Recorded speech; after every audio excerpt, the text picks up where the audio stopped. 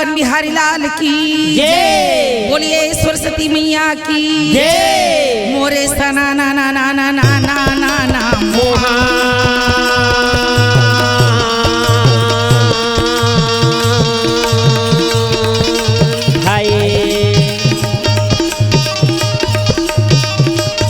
मोरे सना ना ना ना ना ना ना ना ना मोहा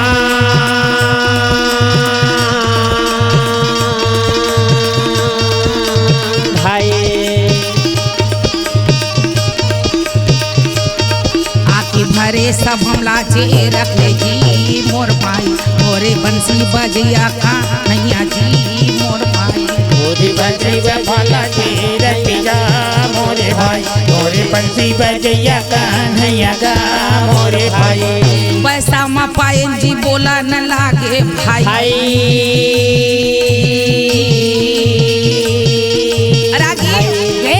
महामुनि बैसा पाए राजा जन्म जिला कहे बेटा जन्म जाए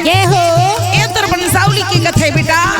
इला श्रवण चौकाने में ध्यान लगा करके सुन ले भैया बाके बिहारी कन्हैया गया वे भाई भगवान श्री कृष्ण माता कुंती के पास पहुंच गिरा माता कुंती का बोला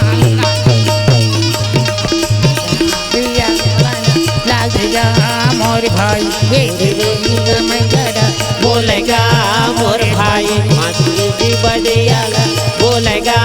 मोर भाई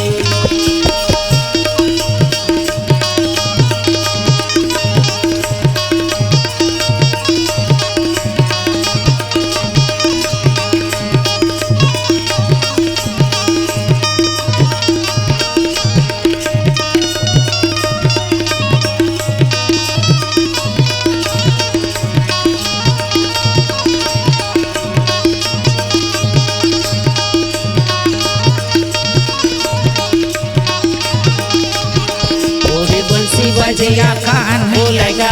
मोर भाई आगे भरी सभला रे गारेगा मोर भाई भैया महामुनि वैशंपाय राजा जन्मे जल बोले बेटा जन्मे जय ए तुर बंसावली के कथा बेटा श्रवण कान में ध्यान लगा करके सुन ले रागी भैया महामुनि वैशंपाय राजा जन्मे जल तब बांके बिहारी भगवान कृष्ण रागी भैया इंद्रप्रस्थ में पहुंच गए पांचों भाई पांडव द्रौपदी हाथ जोड़ करके प्रणाम कृष्ण दाई कुंती है भैया भगवान श्री कृष्ण के पास में बोले के साओ मोरो ले दुखिया ये संसार में कोनो नहीं भाई सिया रामा हो राधे श्यामा भैया बांके बिहारी भगवान कृष्ण के पास में माता कुंती बोले के साओ हे गिरधारी हे बनवारी हे मुरलीधर कन्हैया मोरो ले दुखिया ये संसार में कोलूनी भाई प्रिया रामा हो राधे श्यामा प्रिया जब मोर ले दुखिया संसार में कोई नहीं कह के माता कुंती भगवान श्री कृष्ण कहली बाके बिहारी जी कन्हैया मोरे भाई ये सिया रामा हो राधे श्यामा बाके बिहारी मोरे बोलन लागे मोरे भाई ये सिया रामा हो राधे श्यामा ताई का कुंती पासे केसव ये मुरारी भाई ये सिया रामा हो राधे श्यामा बाके बिहारी भगवान कृष्ण बोले दीदी कुंती चिंता मत कर आप देखी था दीदी मोर से ही दुखिया संसार में कोनो नहीं लेकिन नहीं दीदी मोर बात तो सुन ले आते कहाँ दुपा है दीदी मैं तो बड़ा सुंदर राजा हरिचंद्र कथा बता था आज राजा हरिचंद्र है दीदी वो कत दु पैसे गरमा हरिचंद्र राजा रहा भाई सिया रामा हो राधे श्यामा रागी भैया अवध नगर में राजा हरिचंद्र रहा सुंदर तारापति रहा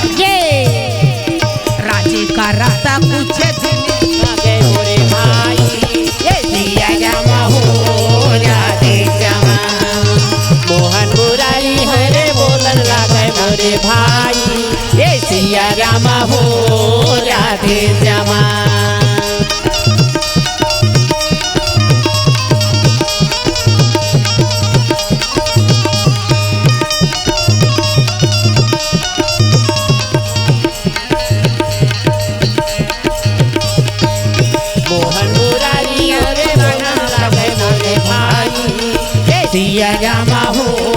राधे श्यामा। प्रिया बांके बिहारी भगवान श्री कृष्ण कुंती माता के पास में बोले दीदी कुंती अवध नगर में राजा हरिचंद्र रही ओकर स्त्री के नाम तारामती भैया हरिचंद्र राजा तारामती रानी ला राज करते कुछ दिन बीत गए लेकिन हरिचंद्र राजा तारामती के घर में भैया एको संतान नहीं हरिचंद्र राजा कहे भगवान आज ये धन संपत्ति लरागे कोनो नहीं पूछ संसार में बाल बच्चा सब कुछ जी हरिचंद्र राजा तारामती रानी कहे भगवान आज मोर घर में एक भी संतान नहीं है आज ये धन संपत्ति ला कोनो नहीं पूछे भगवान संतान ला सब पूछते वाह भाई रानी राजा दुखित हो गएगा जी हरिचंद्र राजा तारामती रानी उदास होकर आगे जंगल की ओर चली गई और जंगल में जाके भैया कठिन तपस्या गा करते हरिचंद्र राजा तारामती वहाँ रानी संगे वारी भाई हरिचंद्र राजा तारामती रानी कठिन तपस्या करे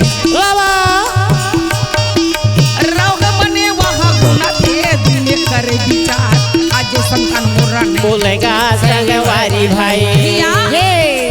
कठिन तपस्या कर लगी रानी राजा हरिचंद्र राजा तारामती रानी कठिन तपस्या करे भैया लेकिन ब्रह्मा जी प्रसन्न हुई न शंकर प्रसन्न हुई न तो विष्णु जी माने माने राजा बोलेगा संगवारी भाई बोलेगा संगवारी भाई बोले बोले भैया बोलेगा संगवारी भाई हरिचंद्र वहाँ राजा जी तारामती रानी कठिन तपस्या बोलेगा संगवारी भाई तपस्या करते करते जब शंकर भगवान प्रसन्न हुई न तो भगवान विष्णु प्रसन्न हुई न तो ब्रह्मा प्रसन्न हुई हरिचंद्र राजा तारामती रानी पुत्र के कारण कठिन तपस्या का करत है मित्र वरुण जी वहीं पर तो चले आवेगा संगवारी भाई वो दोनों के कठिन तपस्या देखी हरिचंद्र राजा तारामती के तो मित्र वरुण आ गए मित्र वरुण जी हरिचंद्र राजा बोलेगा संगवारी भाई वाई समय बनाएगा संगवारी भाई मोरे बोला थे ना वाई बोलेगा संगवारी भाई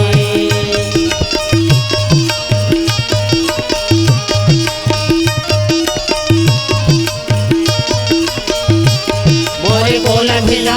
मित्रवारी बोलेगा संगवारी भाई वहाँ बोला भाई वाई समय में बोलेगा संगवारी भाई भैया हरिचंद्र राजा तारामती रानी कैसे कठिन तपस्या करी न शंकर भगवान प्रसन्न हुई न भगवान विष्णु प्रसन्न हुई न तो ब्रह्मा जी प्रसन्न हुई तो वहीं पर मित्र वरुण आ गए अब मित्र वरुण आके बोले हरिचंद्र राजा हे तारामती रानी आप कैसे कठिन तपस्या करते हाथ जोड़ के प्रणाम करके हरिचंद्र राजा मित्र वरुण के पास में बोले महाराज को झनबाल बच्चे नहीं है ओकरे से हम कठिन तपस्या करत हन वाह भाई तो मित्र वरुण के हरिचंद्र राजा चिंता मत कर आज तो मैं पुत्र के बर देता हूँ लेकिन एक बात है का बात मोर वादा पूरा करबे मैं तुला पुत्र के बर दे दे वाह भाई हरिचंद्र राजा कही महाराज जैसे मैं पुत्र हो महाराज वही उपाय लग कर देता हूँ भैया ये बात ला सुनी तो मित्र वरुण के हरिचंद्र राजा तोर घर में बेटा होई बेटा होई तो तोला जग करे बर पड़ी और जग में लेकर के तोर बेटा ला आज लेके बलिदानेगा देवेगा का है भाई आज जो बालक लरागी बलिदान देवर पड़ी कही तब तो मैं तोला पुत्र के बर दे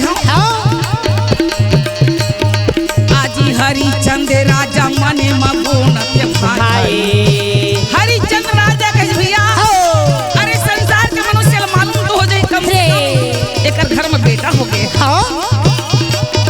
हरी चांद देगा राजा बोलेगा आएगा भाई मेरे हरे राजा बोलेगा मोरा भाई तेरे हरे राजा बोलेगा आएगा भाई कठिन तपस्या करत रहा है भाई मित्रा वरुण बोले राजन आप लोग तपस्या करे कोई जरूरत नहीं है मैं आशीर्वाद देता हूँ और आशीर्वाद मित्र वरुण भैया हरिचंद्र राजा तारामती रानी वहाँ से भैया अवध नगर के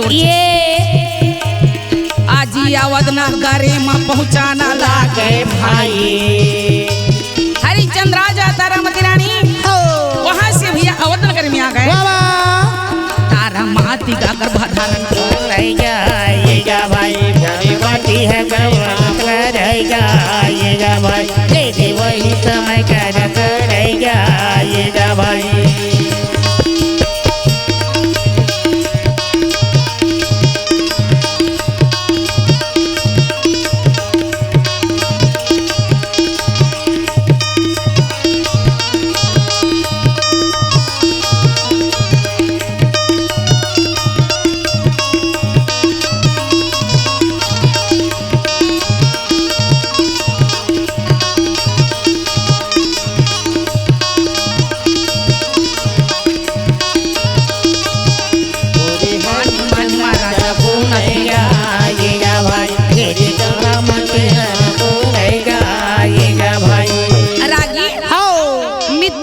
आशीर्वाद से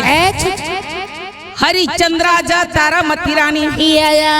वहाँ से रागी पहुँच गए अवध नगर में हरिचंद्र राजा तारामती रानी बड़ा आनंद हो गए मित्र पर उनके आशीर्वाद से रागी गर्भधारण करे तारामती रानी और रागी भैया जब गर्भधारण करी तारामती रानी 1 महीना 2 महीना 3 महीना 4 महीना बीत गए 5 ले 6 हो गएगा और 7 ले 8 रागी और 9 महीना ले 10 शुरू हो प्रसव शुरू हो गए अब प्रसव हो रागी तो राजा हरिचंद के घर में सुंदर बेटा के जन्म हो गए आज जन्म हो तो खुशी का के बेगा भैया चेला खोजा थे और वो पागे ना तो कर खुशी लगा का पूछबे राजा बड़ा आनंद हो गए हरिचंद्र राजा ये हो और हरिचंद्र राजा भैया आज बेटा ला पा करके हरिचंद्र राजा तारामती रानी बड़ा आनंद हो गएगा और सुंदर रागी भैया ऐसे तो छठी के कार्य ना 5 दिन में कर देगा 9 दिन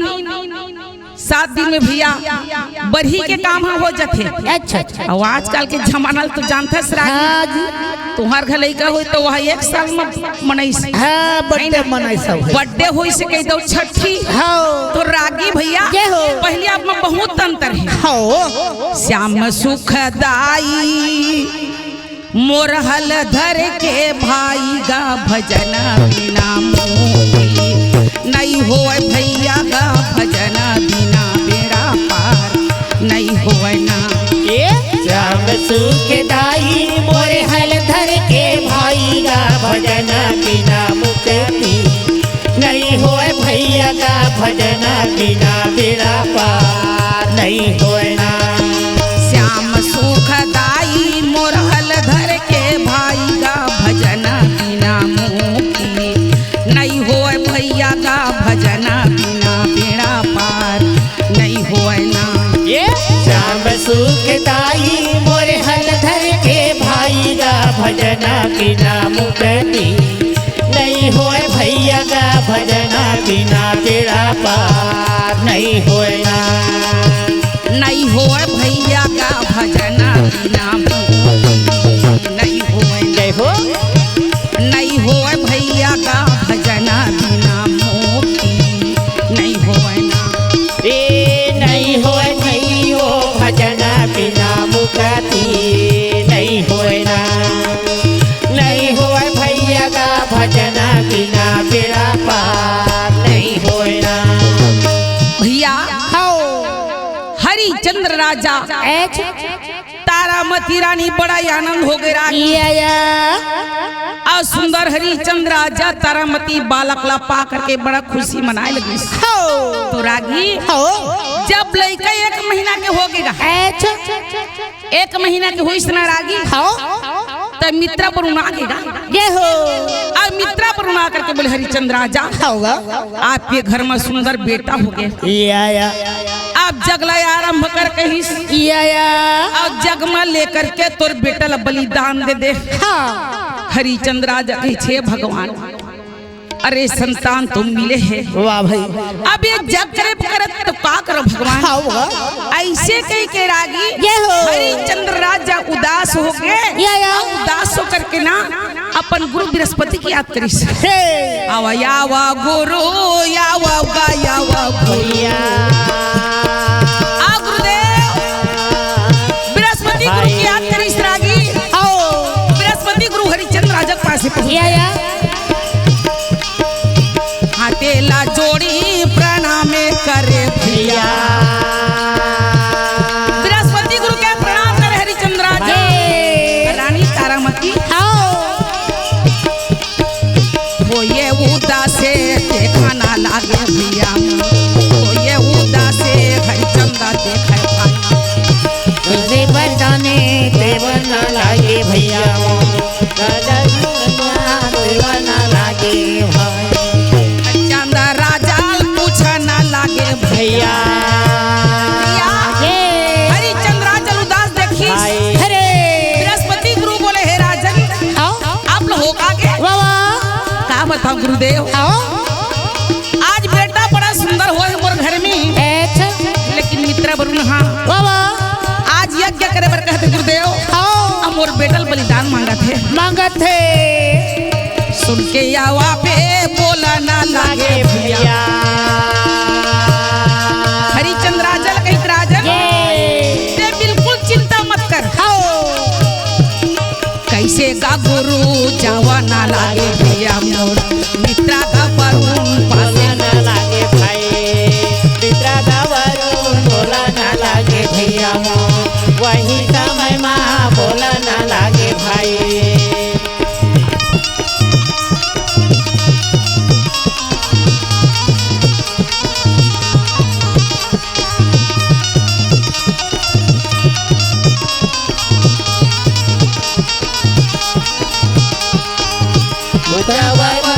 बोला ना लागे भैया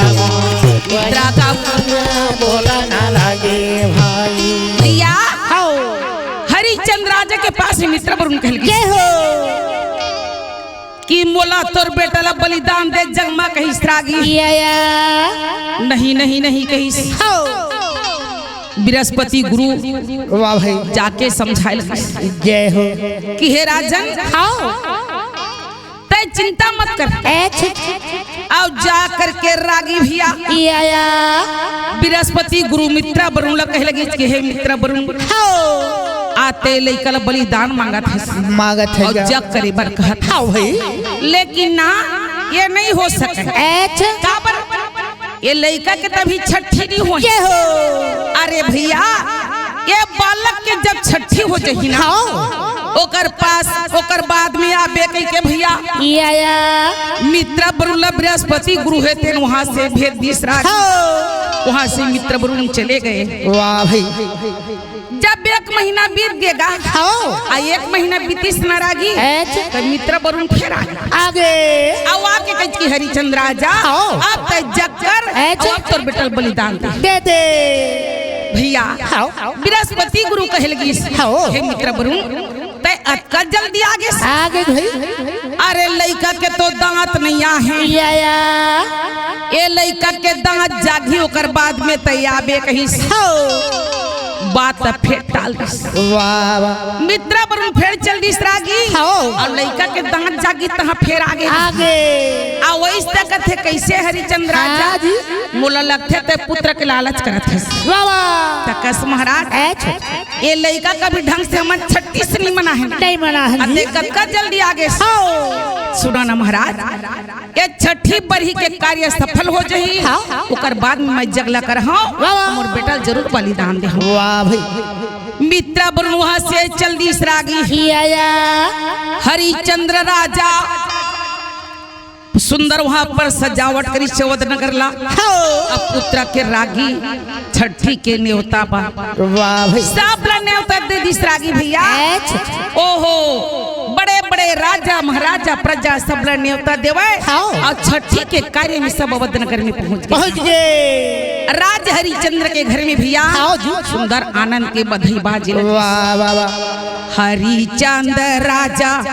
घर पुत्र जनमा भय पुत्र न हो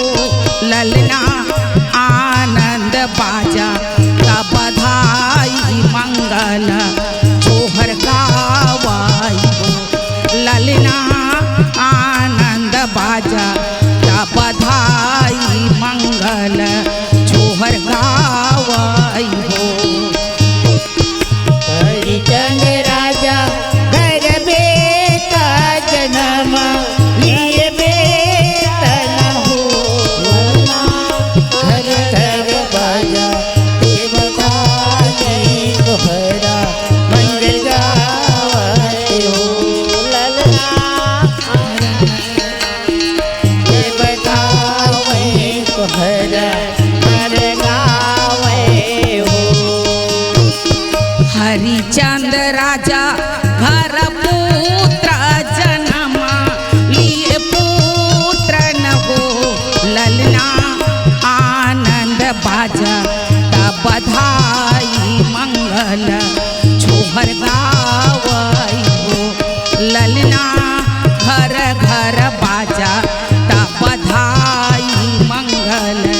छोहर गावाई हो हरिचंद्र राजा घर पुत्र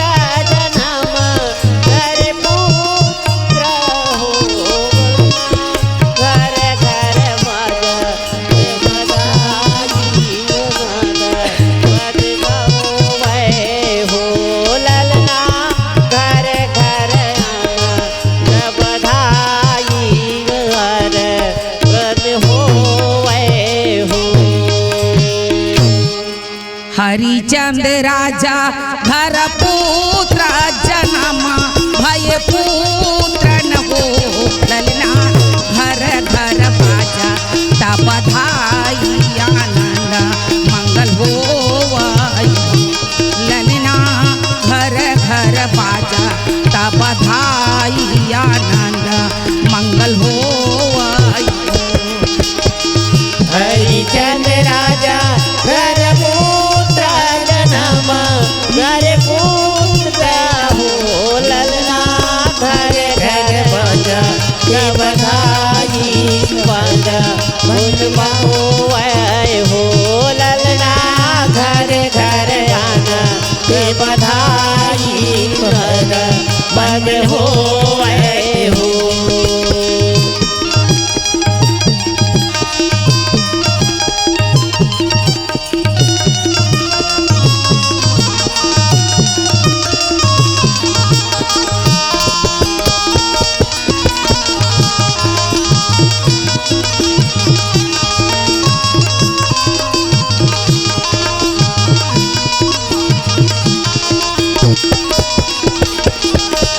घर घर बाजा का बधाई मंगल पद होवे हो भैया राजा हरिचंद्र के घर में रागी ये हो आनंद के बधाई बाजे लगी सुंदर दान दक्षिणा वहाँ पर हरिचंद्र राजा ही तिलते लगी हीरा मोती पन्ना जवाहर आनी बानी के दान कर लगी बेटा की खुशी में खुशी है रागी भैया जब पुत्र के सुंदर आनंद के बधाई बजवा के कार्य सफल करी ब्राह्मण बुलावे रागी भैया आ ब्राह्मण बुला करके बोले महाराज मोर बेटा के नाम धर दो हरियारा गोबर मंगाई के खूंधर पार मुखिया न चौका बुलाई के वारी भाई भैया हरिचंद्र राजा के घर में भैया हरियर गोबर मंगाए खूंधर रंग न पाए मोतियन के जग पुरावे ये हो सुंदर ब्राह्मण बुलाई के हरिचंद्र राजा बेटा के नाम धरावत है संगवारी भाई सुंदर मोतियन के गा जमा जमा वहाँ चौके पुरा जमा जमा सुंदर कलशा जला जमा जमा वहाँ बेटा के नाम धरावे जी ये धरावे का भाई बेटा के नाम धरावेगा ये धरावेगा संगवारी भाई बेटा के नाम धरावेगा ये धरावेगा संगवारी भाई सुंदर ब्राह्मण बोलत है राजा सुमोरबा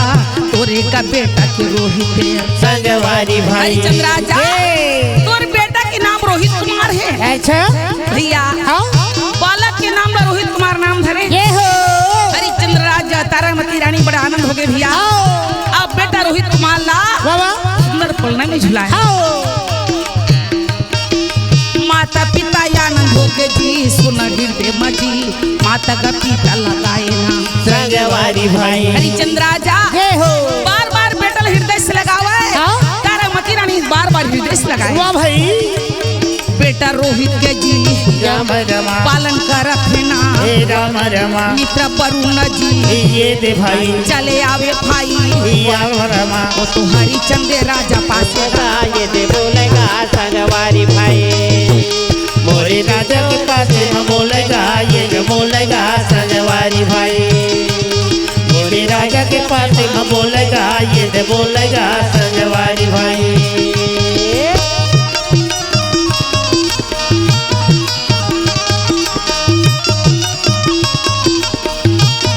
मोरे राजा के पास में बोलेगा ये दे बोलेगा संगवारी भाई मोरे राजा के पास में बोलेगा ये दे बोलेगा संगवारी भाई